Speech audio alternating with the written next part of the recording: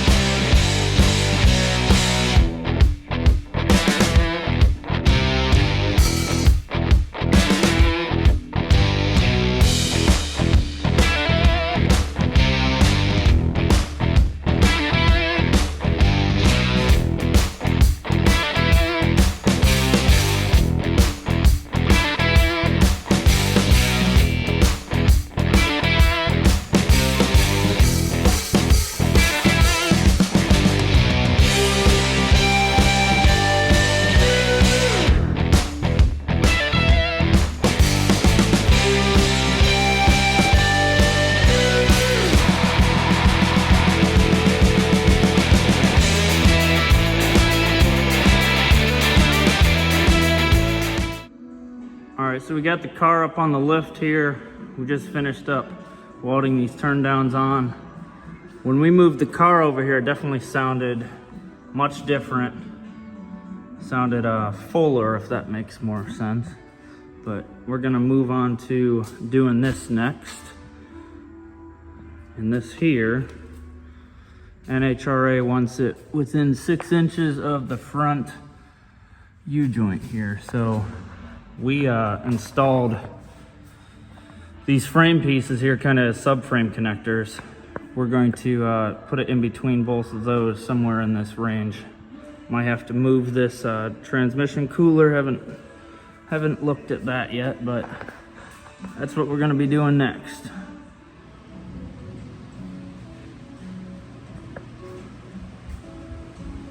Wow, look at that.